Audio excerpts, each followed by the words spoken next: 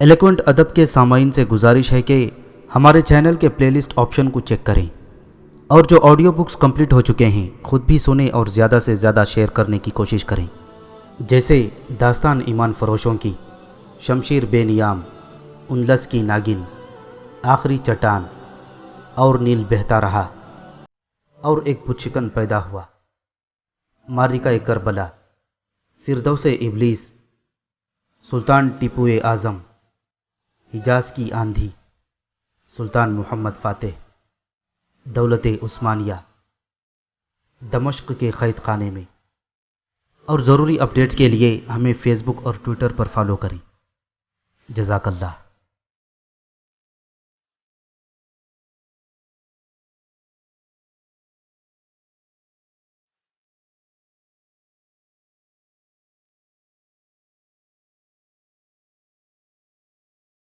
بسم اللہ الرحمن الرحیم۔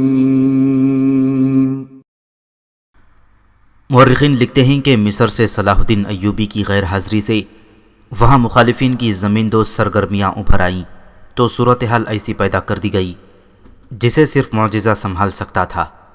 یہ ایک سازش تھی جو فاطمی خلافت کی معزولی اور تخریب کاروں کی گرفتاری کے بعد بظاہر دب گئی تھی، لیکن راکھ میں دبی گئی چنگاری کی طرح دہکتی رہتی تھی۔ اس کی پشت پناہی کرنے والے صلیبی تھے اور اسے عملی جامہ پہنانے والے وہ مسلمان زعماء تھے جن پر سلطان ایوبی کو بھروسہ تھا۔ صلیبیوں نے یہودی لڑکیاں حاصل کر لی تھیں جو عرب اور مصر کی زبان روانی سے بولتی اور اپنے آپ کو ہر رنگ میں ڈھال سکتی تھیں۔ مصر کی انتظامیہ کے متعدد حکام اقتدار میں حصے کی یا کلی طور پر خود مختاری کے خواہش مند تھے۔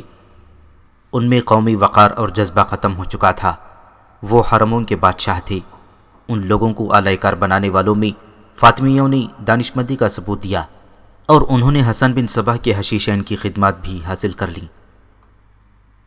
اس وقت کے وقائع نگاروں نے، جن میں اسد الاسدی، ابن اسیر، ابن الزر اور ابن جوزی خاص طور پر قابل ذکر ہیں، لکھتے ہیں کہ صلیبیوں نے سوڈانیوں کو مدد دے کر انہیں مصر پر حملے کے لیے تیار کر لیا تھا۔ مصر میں جو تھوڑی سی فوج تھی وہ بغاوت کے لیے تیار کر دی گئی تھی۔ صلاح الدین ایوبی کے حامی سخت پریشان تھے کہ وہ قبل از وقت نہ پہنچا تو مصر ہاتھ سے نکل جائے گا۔ ان وقائع نگاروں اور دو اور گمنام کاتبوں کی غیر مطبوعہ تحریروں سے ایک کہانی کی کڑیاں ملتی ہیں۔ ان میں قاہرہ کے محکمہ مالیات کے ایک بڑے ناظم خضر الحیات کا ذکر ملتا ہے۔ وہ خزانے کا بھی ذمہ دار تھا۔ دوسرے علاقوں کے جزیے اور تاوان وغیرہ کی رقمیں، زکوٰۃ، سزا کے طور پر وصول ہونے والے جرمانے، عطیات اور نظام مصر کا تمام تر حساب کتاب اور پیسہ مالیات کے محکمے میں آتا اور خرچ ہوتا تھا۔ یہ بڑا ہی اہم اور نازک محکمہ تھا۔ اس کے ناظم کا قابل اعتماد ہونا بہت ضروری تھا۔ یہ سلطان صلاح الدین ایوبی کی خوش نصیبی تھی کہ ناظم خضر الحیات دیندار مسلمان تھا۔ ایک رات وہ باہر سے آیا، گھر میں داخل ہوا تو اندھیرے کو چیرتا ہوا ایک تیر آیا جو خضر الحیات کی پیٹھ میں اتر کر دل تک پہنچا۔ اس کی کربناک آواز سن کر ملازم باہر آیا، پھر گھر کے افراد باہر آئے۔ مشعل کی روشنی میں خضر کو اوندھے منہ پڑے دیکھا۔ اتفاق سے کسی نے دیکھ لیا کہ خضر کے دائیں ہاتھ کی انگلی زمین پر تھی اور مٹی پر اس انگلی سے اس نے کچھ لکھا تھا۔ وہ مر چکا تھا۔ زمین پر اس نے انگلی سے لکھا تھا مصلح۔ ہاں پوری نہیں ہوئی تھی۔ اس حرف کی گولائی کے نصف میں جا کر اس کی جان نکل گئی تھی۔ لاش اٹھا لی گئی اور اس لفظ کو محفوظ رکھا گیا۔ ایک آدمی کو کوتوال غیاث بلبیس کو بلانے دوڑا دیا گیا۔ یہی کہا جا سکتا تھا کہ خضر نے مرتے مرتے مٹی پر اپنے قاتل کا نام لکھا ہے۔ غیاث بلبیس کوتوال بھی تھا اور مصر کی تمام تر پولیس کا حاکم اعلیٰ بھی۔ یہ بھی صلاح الدین ایوبی کا قابل اعتماد حاکم تھا۔ علی بن سفیان کی طرح شہری جرائم کا ماہر سراغ رسان تھا۔ بلبیس نے آتے ہی زمین پر لکھے ہوئے لفظ مصلح کو غور سے دیکھا۔ اتنے میں شہر کا نائب ناظم مصلح الدین خضر کے قتل کی خبر سن کر آ گیا۔ بلبیس نے اسے دیکھتے ہی زمین پر پاؤں رگڑ کر مصلح کا لفظ مٹا دیا۔ مصلح الدین چونکہ شہر کا نائب تھا اس لیے کوتوالی کا محکمہ اس کے ماتحت تھا۔ اس نے بلبیس کو حکم کے لہجے میں کہا، قاتل کا سراغ صبح سے پہلے مل جانا چاہیے، میں زیادہ انتظار نہیں کروں گا۔ بلبیس نے اسے یقین دلایا کہ قاتل کو جلدی پکڑ لیا جائے گا۔ وہ وہاں سے چلا گیا۔ رات کو ہی بلبیس نے خضر الحیات کے نائب معاون اور اس کے دفتر میں ان افراد کو بلا لیا جو مقتول کے قریب رہتے تھے اور بتا سکتے تھے کہ قتل کے روز ان کی سرگرمیاں کیا رہیں۔ ان لوگوں سے اسے پتہ چلا کہ آج شہری انتظامیہ کے حاکم اعلیٰ کا ایک اجلاس تھا جس میں فوج کا کوئی نمائندہ نہیں تھا۔ خضر کا نائب اس کی مدد کے لیے اجلاس میں شریک تھا۔ اجلاس میں مالیات کے سلسلے میں فوج کے اخراجات زیر بحث آئے تو خضر نے کہا کہ مصر میں بعض اخراجات روکنے پڑیں گے کیونکہ امیر مصر صلاح الدین ایوبی نے شوبک میں بہت سی فوج بھرتی کی ہے جس کے لیے کثیر رقم کی ضرورت ہے۔ نائب ناظم مصلح الدین نے اس کی مخالفت کی اور کہا کہ فوج کے اخراجات غیر ضروری ہیں، مزید فوج بھرتی کرنے کے بجائے ہمیں توجہ اس فوج کے مسائل کی طرف دینی چاہیے جو پہلے ہی ہمارے لیے ایک مہنگا مسئلہ بنی ہوئی ہے۔ اس نے بتایا کہ مصر میں جو فوج ہے اس میں بے اطمینانی اور بدامنی پائی جاتی ہے۔ شوبک سے جو مال غنیمت ہاتھ آیا ہے اس میں سے اس فوج کے لیے کوئی حصہ نہیں بھیجا گیا۔ خضر الحیات نے کہا، کیا آپ کو معلوم نہیں کہ امیر مصر نے مال غنیمت تقسیم کرنے کی بدعت ختم کر دی ہے؟ یہ نہایت اچھا فیصلہ ہے۔ مال غنیمت کے لالچ سے لڑنے والی فوج کا کوئی قومی جذبہ اور مذہبی نظریہ نہیں ہوتا۔ اس مسئلے پر بحث ترش کلامی میں بدل گئی۔ مصلح الدین نے یہاں تک کہہ دیا کہ امیر مصر مصری سپاہیوں کے ساتھ اتنا اچھا سلوک نہیں کر رہا جتنا شامی اور ترک سپاہیوں کے ساتھ کرتا ہے۔ اس نے غصے میں کچھ اور ناروا باتیں کہہ دیں جن کے جواب میں خضر نے کہا، مصلح تمہاری زبان سے سلیبی اور فاطمی بول رہے ہیں۔ اس پر اجلاس ہنگامے کی صورت اختیار کر گیا اور برخاست ہو گیا۔ خضر الحیات کے معاون اور نائب نے بتایا کہ اجلاس کے بعد مصلح الدین خضر الحیات کے دفتر میں آیا۔ وہاں پھر ان میں گرما گرمی ہوئی۔ مصلح الدین خضر کو اس پر قائل کرنے کی کوشش کر رہا تھا کہ مصری فوج مطمئن نہیں۔ اس نے پھر وہی باتیں دہرائیں جو اس نے اجلاس میں کہی تھیں۔ خضر الحیات نے کہا، اگر ایسا ہی ہے تو میں یہ مسئلہ تمہاری طرف سے امیر مصر کے آگے رکھ دوں گا، لیکن میں یہ ضرور لکھوں گا کہ تم نے اجلاس میں تمام شرکاء کو یہ باور کرانے کی کوشش کی تھی کہ امیر مصر فوج میں امتیازی سلوک کر رہا ہے، اور میں یہ بھی لکھوں گا کہ تم نے ہمیں یہ یقین دلانے کی بھی کوشش کی کہ صلاح الدین ایوبی نے شوبک کا مال غنیمت شامیوں اور ترکوں میں تقسیم کر دیا ہے، اور میں یہ رائے ضرور دوں گا کہ تم نے جو الزامات عائد کیے ہیں انہیں سچ ثابت کرنے کی بھی کوشش کی ہے، اور فوج میں جو افواہیں دشمن پھیلا رہا ہے ان کے متعلق تم نے کہا ہے کہ یہ افواہیں نہیں بلکہ سچ ہے۔ خضر الحیات کے نائب نے بیان دیا کہ مصلح الدین جب خضر کے کمرے سے نکلا تو اس کے منہ سے یہ الفاظ سنے گئے تھے، اگر تم زندہ رہے تو سب کچھ لکھ کر صلاح الدین ایوبی کے آگے رکھ دینا۔ غیاث بلبیس نے فوری طور پر مصلح الدین سے کچھ پوچھنا مناسب نہ سمجھا۔ ایک تو اس کی حیثیت بہت اونچی تھی، اور دوسرے یہ کہ بلبیس اس کے خلاف مزید شہادت جمع کرنا چاہتا تھا۔ اسے ڈر یہ تھا کہ اگر اس نے مصلح الدین پر بغیر ٹھوس شہادت کے ہاتھ ڈالا تو یہ اقدام اس کے اپنے لیے مصیبت بن جائے گا۔ اگر صلاح الدین ایوبی قاہرہ میں موجود ہوتا تو بلبیس اس کی پشت پناہی حاصل کر لیتا۔ وہ اتنا سمجھ گیا تھا کہ یہ قتل ذاتی رنجش کا نتیجہ نہیں۔ خضر الحیات ذاتی رنجش رکھنے والا حاکم نہیں تھا۔ رات کو اس نے چند ایک لوگوں کے دروازے کھٹکھٹائے اور تفتیش میں لگا رہا، اپنے خفیہ آدمیوں کو بھی سرگرم کر دیا، لیکن اسے کوئی کامیابی نہیں ہوئی۔ بعد کی شہادتوں اور واقعات سے جو واردات سامنے آئی وہ کچھ اس طرح بنتی ہے کہ قتل کی رات سے اگلی رات مصلح الدین اپنے گھر گیا تو پہلی بیوی نے اسے کمرے میں بلا لیا۔ اس نے 20 اشرفیاں مصلح الدین کے آگے کرتے ہوئے کہا، خضر الحیات کا قاتل یہ 20 اشرفیاں واپس کر گیا ہے اور کہہ گیا ہے کہ تم نے 50 اشرفیاں اور سونے کے 2 ٹکڑے کہے تھے، میں نے تمہارا کام کر دیا تو تم نے صرف 20 اشرفیاں بھیجی ہیں۔ یہ میں تمہاری بیوی کو واپس دے چلا ہوں، تم نے مجھے دھوکہ دیا ہے۔ اب 100 اشرفیاں اور سونے کے 2 ٹکڑے لوں گا۔ اگر 2 دن تک مال نہ پہنچا تو ویسا ہی تیر جو خضر کے دل میں اترا ہے تمہارے بھی دل میں اتر جائے گا۔ مصلح الدین کا رنگ اڑ گیا، سنبھل کر بولا، تم کیا کہہ رہی ہو؟ کون تھا وہ؟ میں نے کسی کو خضر الحیات کے قتل کے لیے یہ رقم نہیں بھیجی تھی۔ تم خضر کے قاتل ہو؟ بیوی نے کہا، مجھے معلوم نہیں کہ قتل کی کیا وجہ ہے، اتنا ضرور معلوم ہے کہ تم نے اسے قتل کرایا ہے۔ یہ مصلح الدین کی پہلی بیوی تھی۔ اس کی عمر زیادہ نہیں تھی، بمشکل 30 سال کی ہوگی۔ خاصی خوبصورت عورت تھی۔ کوئی 1 ماہ قبل وہ گھر میں ایک غیر معمولی طور پر خوبصورت اور جوان لڑکی لے آیا تھا۔ ایک خاوند کے لیے بیویوں کی تعداد پر کوئی پابندی نہیں تھی۔ اس زمانے میں زیادہ بیویاں رکھنے کا رواج تھا۔ کوئی بیوی دوسری بیویوں سے حسد نہیں کرتی تھی، مگر مصلح الدین نے پہلی بیوی کو بالکل نظر انداز کر دیا تھا۔ جب سے نئی بیوی آئی تھی اس نے پہلی بیوی کے کمرے میں جانا ہی چھوڑ دیا تھا۔ بیوی نے اسے کئی بار بلایا تو بھی وہ نہ گیا۔ بیوی کے اندر انتقامی جذبہ پیدا ہو گیا تھا۔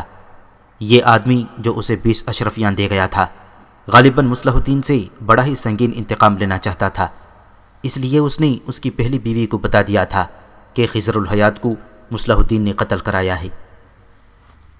تم اپنی زبان بند رکھنا، مصلح الدین نے بیوی کو باروب لہجے میں کہا۔ یہ میرے کسی دشمن کی چال ہے، وہ میرے اور تمہارے درمیان دشمنی پیدا کرنا چاہتا ہے۔ تمہارے دل میں میری دشمنی کے سوا اور رہا ہی کیا ہے؟ بیوی نے پوچھا۔ میرے دل میں تمہارے لیے پہلے والی محبت ہے، مصلح الدین نے کہا۔ کیا تم اس آدمی کو پہچانتی ہو؟ اس نے چہرے پر نقاب ڈال رکھا تھا۔ بیوی نے کہا، مگر تمہارا نقاب اتر گیا ہے، میں نے تمہیں پہچان لیا ہے۔ مصلح الدین نے کچھ کہنے کی کوشش کی مگر بیوی نے اسے بولنے نہ دیا۔ اس نے کہا، مجھے شک ہے تم نے بیت المال کی رقم ہضم کی ہے جس کا علم خضر الحیات کو ہو گیا تھا۔ تم نے کرائے کے قاتل سے اسے راستے سے ہٹا دیا ہے۔ مجھ پر جھوٹے الزام عائد نہ کرو، مصلح الدین نے کہا۔ مجھے رقم ہضم کرنے کی کیا ضرورت ہے؟ تمہیں نہیں، اس فرنگن کو رقم کی ضرورت ہے جسے تم نے نکاح کے بغیر گھر رکھا ہوا ہے۔ بیوی نے جل کر کہا، تمہیں شراب کے لیے رقم کی ضرورت ہے؟ اگر یہ الزام جھوٹا ہے تو بتاؤ کہ یہ 4 گھوڑوں کی بھگی کہاں سے آئی ہے؟ گھر میں آئے دن ناچنے والیاں جو آتی ہیں وہ کیا مفت آتی ہیں؟ شراب کی جو دعوتیں دی جاتی ہیں ان کے لیے رقم کہاں سے آتی ہے؟ خدا کے لیے چپ ہو جاؤ، مصلح الدین نے غصے اور پیار کے ملے جلے لہجے میں کہا۔ مجھے معلوم کر لینے دو وہ آدمی کون تھا جو یہ خطرناک چال چل گیا ہے، اصل حقیقت تمہارے سامنے آ جائے گی۔ میں اب چپ نہیں رہ سکوں گی، بیوی نے کہا۔ تم نے میرا سینہ انتقام سے بھر دیا ہے۔ میں سارے مصر کو بتاؤں گی کہ میرا خاوند قاتل ہے، ایک مومن کا قاتل۔ تم میری محبت کے قاتل ہو، اس قتل کا انتقام لوں گی۔ مصلح الدین منت سماجت کر کے اسے چپ کرانے لگا اور اسے قائل کر لیا کہ وہ صرف 2 روز چپ رہے تاکہ وہ اس آدمی کو تلاش کر کے ثابت کر سکے کہ وہ قاتل نہیں ہے۔ اس نے بیوی کو یہ بھی بتایا کہ غیاث بلبیس نے چند ایک مشتبہ افراد پکڑ لیے ہیں اور قاتل بہت جلدی پکڑا جائے گا۔ رات گزر گئی، اگلا دن بھی گزر گیا۔ مصلح الدین گھر سے غائب رہا۔ اس کی دوسری بیوی یاداشتہ بھی کہیں نظر نہ آئی۔ شام کے بعد مصلح الدین گھر آیا اور پہلی بیوی کے کمرے میں چلا گیا۔ اس کے ساتھ پیار اور محبت کی باتیں کرتا رہا۔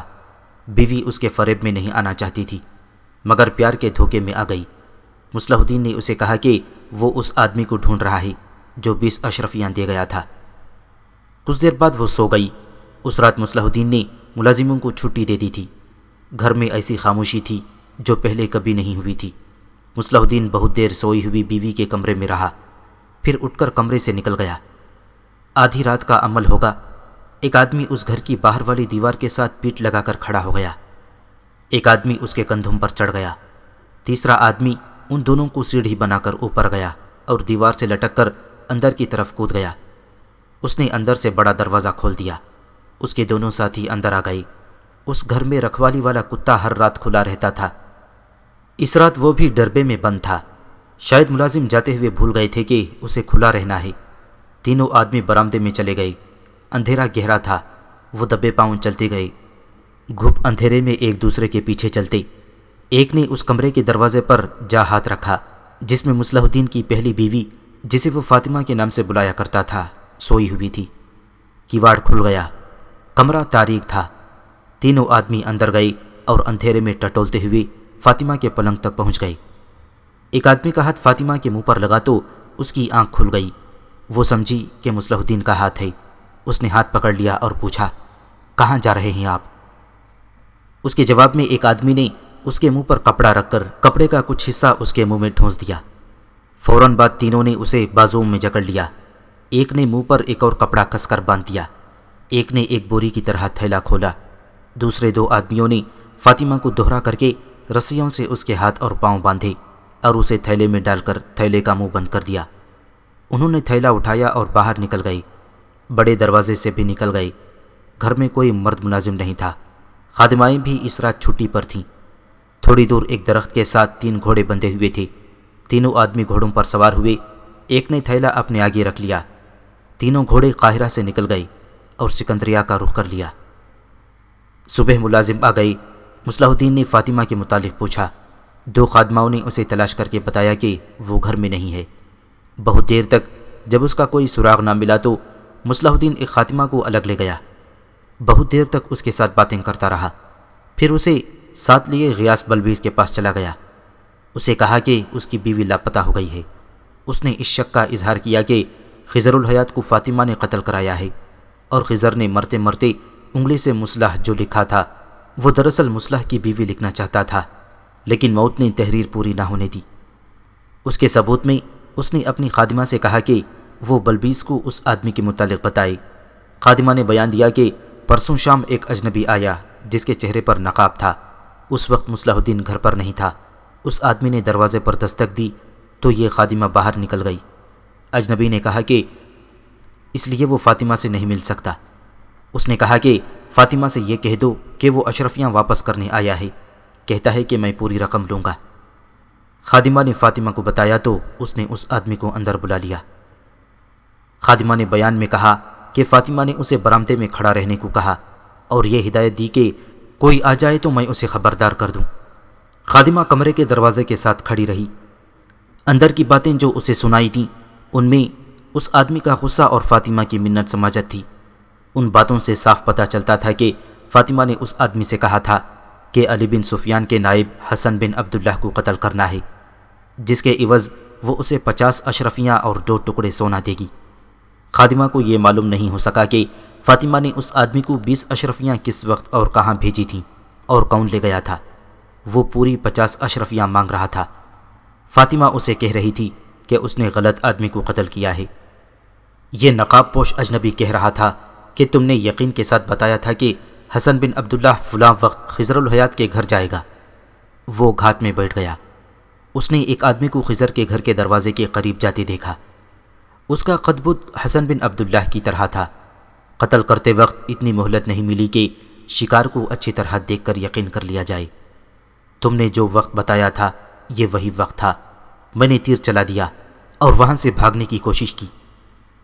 وہ فاطمہ سے 50 اشرفیاں مانگ رہا تھا۔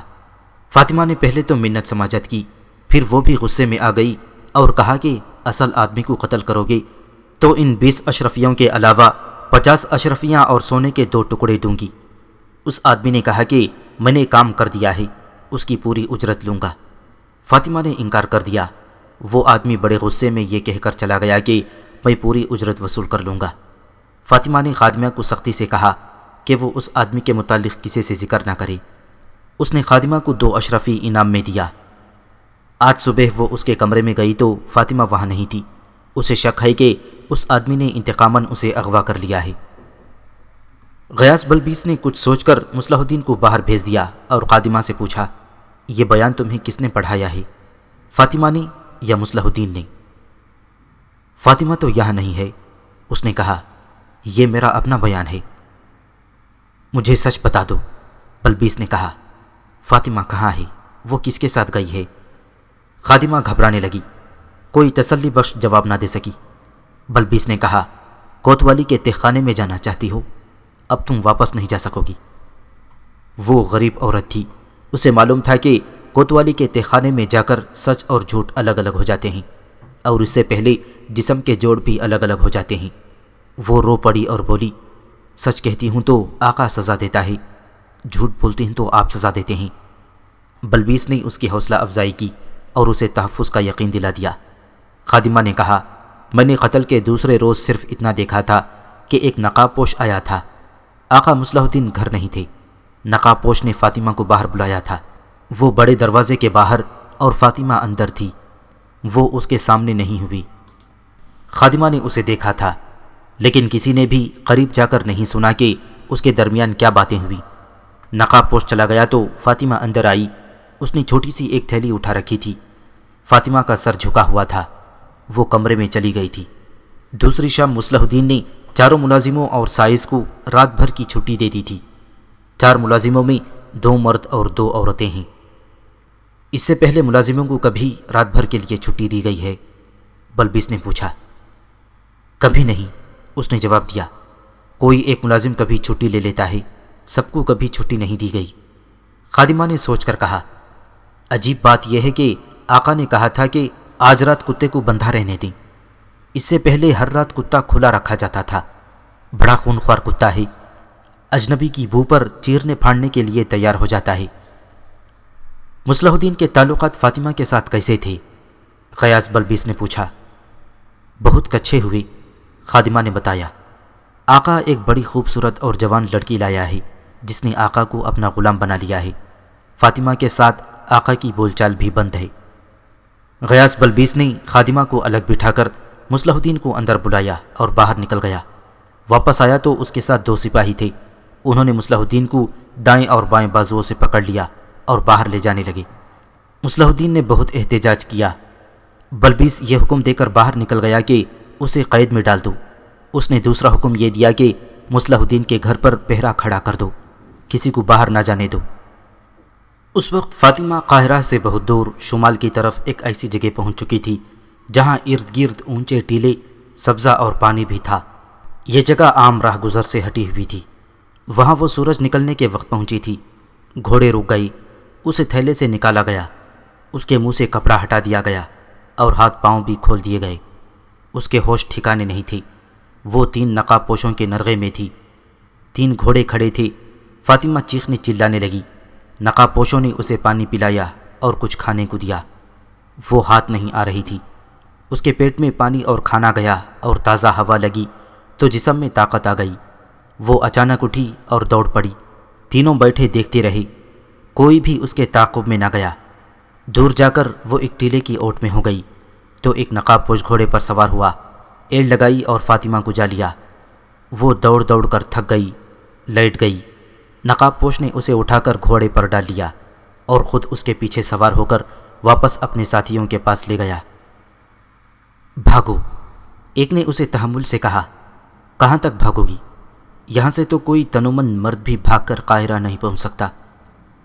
فاطمہ روتی ہوئی چیختی اور گالیاں دیتی رہی۔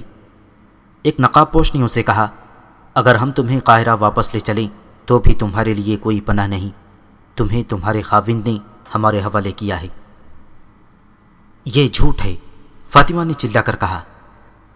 یہ سچ ہے، اس نے کہا۔ ہم نے تمہیں اجرت کے طور پر لیا ہے، تم نے مجھے پہچانا نہیں۔ میں تمہارے ہاتھ میں 20 اشرفیوں کی تھیلی دے آیا تھا۔ تم نے خاوند سے کہہ دیا کہ تم قاتل ہو، اور تم نے یہ بے وقوفی کی کہ اسے یہ بھی بتا دیا کہ تم کوتوال کو بتا دو گی۔ وہ تم سے پہلے ہی تنگ آیا ہوا تھا، اس کی داشتہ نے اس کے دل پر اور اس کی عقل پر قبضہ کر لیا تھا۔ میں تمہیں یہ نہیں بتا سکتا کہ وہ لڑکی کون ہے اور کہاں سے آئی ہے اور کیا کرنے آئی ہے۔ دوسرے دن تمہارا خاوند ہمارے ٹھکانے پر آیا۔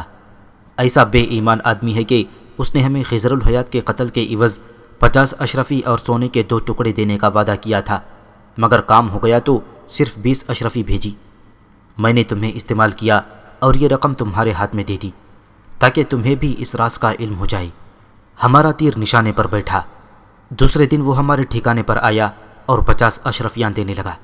سونے کے ٹکڑے پھر ہضم کر رہا تھا۔ میرے ان ساتھیوں نے کہا کہ اب ہم بہت زیادہ اجرت لیں گے، اگر وہ نہیں دے گا تو ہم کسی نہ کسی طرح کوتوال تک خبر پہنچا دیں گے۔ اسے اب خطرہ یہ نظر آ رہا تھا کہ تمہیں بھی پتہ چل گیا تھا کہ قاتل وہی ہے۔ اس کا علاج اس نے یہ سوچا کہ ہمیں کہا کہ تم میری بیوی کو اٹھا لے جاؤ، میں تمہارے لیے راستہ صاف کر دوں گا۔ ہم جان گئے کہ وہ اپنی داشتہ کے زیر اثر تم سے جان چھڑانا چاہتا ہے، اور اب وہ اس لیے تمہیں غائب کرنا چاہتا ہے کہ تم اس کے جرم کی گواہ بن گئی ہو، اور اسے بھی کہہ چکی ہو کہ تم کوتوال کو خبر کر دو گی۔ فاطمہ کے آنسو خشک ہو چکے تھے۔ وہ حیرت زدہ ہو کر ان تینوں کو باری باری دیکھتی تھی۔ ان کی صرف آنکھیں نظر آتی تھیں۔ یہ آنکھیں ڈراؤنی اور خوفناک تھیں۔ ان کی زبان میں مٹھاس اور اپنائیت کی جھلک ضرور تھی۔ انہوں نے اسے دھمکی نہیں دی، بلکہ سمجھانے کی کوشش کر رہے تھے کہ اس کا تڑپنا، رونا اور بھاگنا بیکار ہے۔ میں نے تمہیں دیکھا تھا، نقابپوش نے اسے کہا۔ جب مصلح الدین نے کہا کہ میری بیوی کو اجرت کے طور پر اٹھا لے جاؤ تو میں نے سکندریہ کی منڈی کے بھاؤ سے تمہاری قیمت کا اندازہ کیا۔ تم ابھی جوان ہو اور تم حسین بھی ہو، تم بڑے اچھے داموں بک سکتی ہو۔ ہم مان گئے۔ اگر تمہارا خاوند ہمیں اتنی زیادہ اجرت نہ دیتا تو ہم نے اسے بتا دیا تھا کہ اسے زندہ نہیں رہنے دیا جائے گا اور اس کی داشتہ کو اغوا کر لیا جائے گا۔ اس نے ہمیں بتایا کہ آج رات اس کے گھر میں کوئی ملازم نہیں ہوگا، کتا بھی بندھا ہوا ہوگا، البتہ بڑا دروازہ اندر سے بند ہوگا کہ تم دیکھ لو تو شک نہ کرو۔ ہم تینوں نے ایک دوسرے کے اوپر کھڑے ہو کر تمہارے گھر کی دیوار پھلانگی۔ ہم نے ہاتھوں میں خنجر لے رکھے تھے اور ہم سنبھل کر چل رہے تھے، کیونکہ ہمیں تمہارے خاوند پر بھروسہ نہیں تھا، وہ ہمیں مروا سکتا تھا۔ لیکن ایسا نہ ہوا، ہمارے لیے راستہ واقعی صاف تھا، تمہیں اٹھایا اور لے آئے۔ اس نے یہ کہانی تمہیں اس لیے سنائی ہے کہ تم اپنے خاوند کے گھر کو دل سے نکال دو۔ دوسرے نقابپوش نے کہا، ہم تمہیں یہ بھی بتا دیتے ہیں کہ ہم 3 آدمی اکیلی عورت کی مجبوری سے فائدہ نہیں اٹھائیں گے۔ ہم بیوپاری ہیں، کرائے کا قتل اور اغوا ہمارا پیشہ ہے۔ ہم تمہارے جسم کے ساتھ کھیل کر خوش ہونے والے نہیں۔ 3 مرد ایک عورت کو اغوا اور مجبور کر کے تفریح کریں تو یہ کوئی فخر والی بات نہیں۔ تم مجھے سکندریہ کے بازار میں بیچو گے؟ فاطمہ نے بے بسی کے لہجے میں پوچھا۔